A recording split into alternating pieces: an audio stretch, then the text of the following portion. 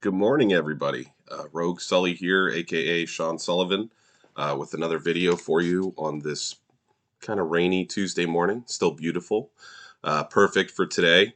As you can see here, I have a pond up on to my left with raindrops in it. There's a reason there. It's not just randomly put there by mistake. I wanted to talk about some of the smaller steps towards self-awareness and becoming our best selves. And one of them is stop doing what you know is bad for you. Um, there's two parts to this that are important to understand. One of them is that self care is attractive to yourself and to others. It may not seem it um, right now. Maybe you feel like you're not worth it, or maybe you feel you're in a low spot and taking steps aren't going to make you feel better. It takes time, like everything. It takes practice, and you'll find that when you do the extreme self-care for yourself, that you'll start to feel better about who you are. It's a really good small step. Everything, like I've said before, from taking a walk to, just changing your diet, cut out soda or candy or something simple. It doesn't have to be anything crazy. The second part is bad is relative. So what's bad for you may not be something that's bad as a whole.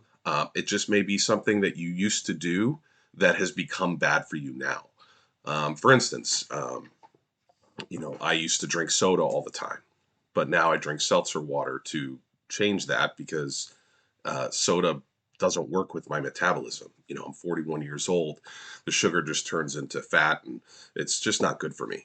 So I took that out. Gluten. I don't eat as much as I used to because my body just can't digest it as well.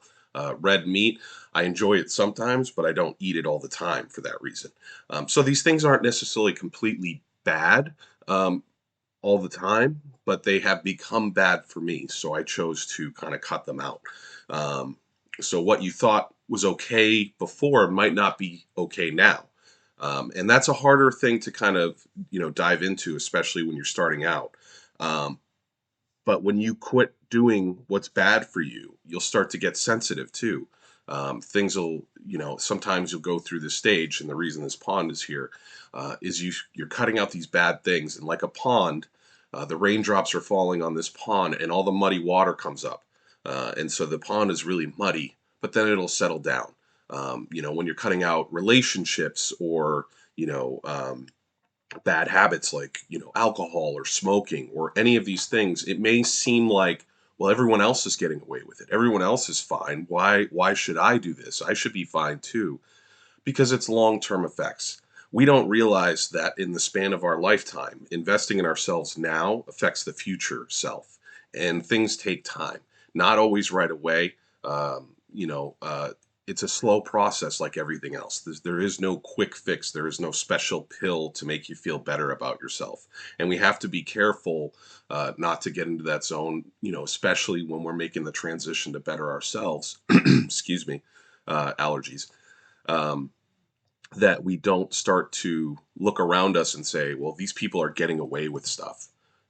It may seem that way, but that's also a belief. When in reality is you're taking care of yourself, and you'll realize, 20 years from now, you don't have lung cancer because you stopped smoking, or maybe your liver's lasting longer because you cut out alcohol, because you were drinking too much.